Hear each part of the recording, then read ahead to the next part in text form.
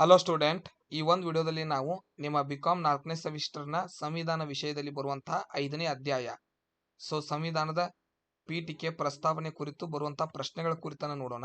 ಮೊದಲನೇ ಪ್ರಶ್ನೆ, ಪೀಠಿಕೆ ರಾಜಕೀಯ ಜಾತಕ ಎಂದು ಕರೆದವರು ಯಾರು? KM ಮುನ್ಸಿಯವರು ಪೀಠಿಕೆಯನ್ನ ರಾಜಕೀಯ ಜಾತಕ ಅಂತ ಕರೆದಿದ್ದಾರೆ. ಜಗತ್ತಿನಲ್ಲಿ ಅತಿ ದೊಡ್ಡ ಲಿಖಿತ ಸಂವಿಧಾನ ಹೊಂದಿದ ದೇಶ ಯಾವುದು? ಭಾರತ ಜಗತ್ತಿನಲ್ಲಿ ಅತಿ ದೊಡ್ಡ ಲಿಖಿತ ಸಂವಿಧಾನವನ್ನು ಹೊಂದಿದಂತಹ ದೇಶ. ಸಂವಿಧಾನದಲ್ಲಿರುವ ವಿಧಿಗಳ ಸಂಖ್ಯೆ ಎಷ್ಟು? ನಮ್ಮ ಸಂವಿಧಾನದಲ್ಲಿರುವಂತಹ ವಿಧಿಗಳು 395. ಸಂಯುಕ್ತ ಪದ್ಧತಿ ಎಂದರೇನು? ರಾಜ್ಯಗಳು ಮತ್ತು ಕೇಂದ್ರ ಮತ್ತು ರಾಜ್ಯಗಳು ಮಾತ್ರ, ಕೇಂದ್ರ ಮಾತ್ರ ಯಾವುದೂ ಅಲ್ಲ. ರಾಜ್ಯಗಳು ಮಾತ್ರ, ಇದನ್ನ ಸಂಯುಕ್ತ ಪದ್ಧತಿ ಅಂತ ಕರಿತೀವಿ. ಭಾರತದ ಸಂವಿಧಾನವು ಯಾವ ಬಗೆಯ ಪೌರತ್ವವನ್ನು ಹೊಂದಿದೆ? ಭಾರತದ ಸಂವಿಧಾನ ಏಕಪೌರತ್ವವನ್ನು ಹೊಂದಿದೆ. ತುರ್ತು ಪರಿಸ್ಥಿತಿಗಳ ಬಗ್ಗೆ ತಿಳಿಸುವ ವಿಧಿ ಯಾವುದು? 352ನೇ ವಿಧಿಯಿಂದ 356ನೇ ವಿಧಿಯವರೆಗೆ ತುರ್ತು ಪರಿಸ್ಥಿತಿಗಳ ಬಗ್ಗೆ ತಿಳ್ಕೋಬಹುದು. ಸಂವಿಧಾನದ ಕತೆ ಡ್ಯಾಶ್ ಅನ್ನು ತಿಳಿಸುತ್ತದೆ. ಅಧಿಕಾರಗಳ ನಿರ್ಬಂಧವನ್ನ ತಿಳಿಸುತ್ತದೆ. ಸಂವಿಧಾನ ರಚನಾ ಸಭೆಯಲ್ಲಿ ಗೊತ್ತುವಳಿ ಠರಾವು ಮಂಡಿಸಿದವರು ಯಾರು? ನೆಹರು ಸಂವಿಧಾನ ರಚನಾ ಸಮಿತಿಯ ಕುರಿತಾದ ಠರಾವನ್ನ ಪ್ರಸ್ತುತಪಡಿಸಿದರು. ಕರಡು ಸಮಿತಿಯ ಅಧ್ಯಕ್ಷರು ಯಾರಾಗಿದ್ದರು? ಅಂಬೇಡ್ಕರ್ ಅವರನ್ನ ಸಂವಿಧಾನದ ಕರಡು ಸಮಿತಿಯ ಅಧ್ಯಕ್ಷರನ್ನಾಗಿ ಮಾಡಲಾಗಿತ್ತು. ಪಾರ್ಲಿಮೆಂಟ್ ಎಂಬ ಇಂಗ್ಲಿಷ್ ಪದ ಯಾವ ಭಾಷೆಯ ಮೂಲ ಪದದಿಂದ ಬಂದಿದೆ? ಫ್ರೆಂಚ್ ಭಾಷೆಯಿಂದ ಬಂದಿದೆ. ಭಾರತದ ಪಾರ್ಲಿಮೆಂಟ್ ಎಂದರೆ ಕೇಂದ್ರ ಶಾಸಕಾಂಗವನ್ನ ಭಾರತದ ಪಾರ್ಲಿಮೆಂಟ್ ಅಂತ ಕರಿತೀವಿ.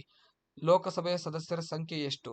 ಪ್ರಸ್ತುತವಾಗಿ ಲೋಕಸಭೆಯಲ್ಲಿ 543 ಸದಸ್ಯರನ್ನ ನೇಮಕ ಮಾಡಲಾಗುತ್ತೆ, MP ಸೀಟ್ಸ್. ಲೋಕಸಭಾ ಚುನಾವಣೆಗೆ ಸ್ಪರ್ಧಿಸಲು ಕನಿಷ್ಠ ಎಷ್ಟು ವಯಸ್ಸುಗಳಾಗಿರಬೇಕು? 30 ವರ್ಷ ವಯಸ್ಸಾಗಿದ್ರೆ ಲೋಕಸಭೆಯಲ್ಲಿ ಎಲೆಕ್ಷನ್ಗೆ ನಿಂದಿರಬಹುದು.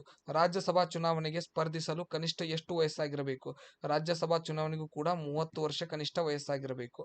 ಲೋಕಸಭೆಯ ಸಭಾಪತಿ ರಾಜೀನಾಮೆ ಪತ್ರವನ್ನು ಯಾರಿಗೆ ನೀಡುತ್ತಾರೆ? ಉಪಸಭಾಪತಿಗೆ. ಲೋಕಸಭೆಯ ಸಭಾಪತಿ ತಮ್ಮ ರಾಜೀನಾಮೆಯನ್ನು ನೀಡುತ್ತಾರೆ. ಲೋಕಸಭೆ ಮತ್ತು ರಾಜ್ಯಸಭೆ ಕ್ರಮವಾಗಿ ಏನನ್ನು ಪ್ರತಿನಿಧಿಸುತ್ತವೆ? ಜನರು ಮತ್ತು ರಾಜ್ಯಗಳನ್ನ ಪ್ರತಿನಿಧಿಸುತ್ತವೆ. ರಾಜ್ಯಸಭೆಗೆ ರಾಷ್ಟ್ರಪತಿ, ಲೋಕಸಭೆಗೆ ನಾಮಕರಣ ಮಾಡುವಂತಹ ಸದಸ್ಯರ ಸಂಖ್ಯೆ ಎಷ್ಟು? ರಾಜ್ಯಸಭೆಗೆ ರಾಷ್ಟ್ರಪತಿಯವರು ಎಷ್ಟು ಜನರನ್ನ ನೇಮಕ ಮಾಡ್ತಾರೆ? MP ಆಗಿ 12 ಜನರನ್ನ ನೇಮಕ ಮಾಡುವಂತಹ ಅಧಿಕಾರವನ್ನ ರಾಷ್ಟ್ರಪತಿ ಹೊಂದಿರುತ್ತಾರೆ. ಲೋಕಸಭೆಯ ಪದನಿಮಿತ್ತ ಅಧ್ಯಕ್ಷರು ಯಾರು? ಉಪರಾಷ್ಟ್ರಪತಿ ಲೋಕಸಭೆಯ ಪದನಿಮಿತ್ತ ಅಧ್ಯಕ್ಷರಾಗಿರ್ತಾರೆ. ಮಂತ್ರಿಮಂಡಲದ ಗಾತ್ರ ಎಷ್ಟಿರಬೇಕು? ಅಂದ್ರೆ ಒಂದು ಸರ್ಕಾರದಲ್ಲಿ ಎಷ್ಟು ರೀತಿಯ ಮಂತ್ರಿಗಳನ್ನ ಕಡಿಮೆ ಅಂದ್ರೂ ಎಷ್ಟು ಜನ ಇರಬೇಕು? 15 ರೀತಿಯ ವಿಭಿನ್ನ ಮಂತ್ರಿಗಳನ್ನ ಮಂತ್ರಿಮಂಡಲ ಹೊಂದಿರುತ್ತೆ. ಮೂಲಭೂತ ಹಕ್ಕುಗಳ ರಕ್ಷಕ ಯಾರು? ಸುಪ್ರೀಂ ಕೋರ್ಟ್ ಅನ್ನ ಮೂಲಭೂತ ಹಕ್ಕುಗಳ ರಕ್ಷಕ ಅಂತ ಕರಿತೀವಿ.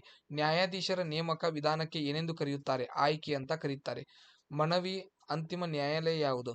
ನೀವು ಏನಾದ್ರೂ ಮನವಿ ಮಾಡ್ಕೋಬೇಕಂದ್ರೆ, ಏನಾದ್ರೂ ಕೇಸ್ ಮಾಡ್ಬೇಕಂದ್ರೆ ಅಂತಿಮ ನ್ಯಾಯಾಲಯ ಯಾವುದಂದ್ರೆ ಸುಪ್ರೀಂ ಕೋರ್ಟ್.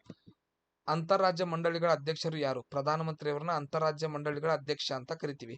ಸಂವಿಧಾನ ರಚನಾ ಸಮಿತಿಯ ಒಟ್ಟು ಅಧಿವೇಶನಗಳು ಎಷ್ಟಿರುತ್ತೆ? 11 ಅಧಿವೇಶನಗಳು ಸಂವಿಧಾನವನ್ನ ರಚಿಸುವ ಮೊದಲು ಸಭೆಯನ್ನ ಕರೆಯಲಾಗಿತ್ತು. 11 ಸಭೆಗಳ ನಂತರ ನಮ್ಮ ಸಂವಿಧಾನ ರಚನೆಯಾಗಿದೆ.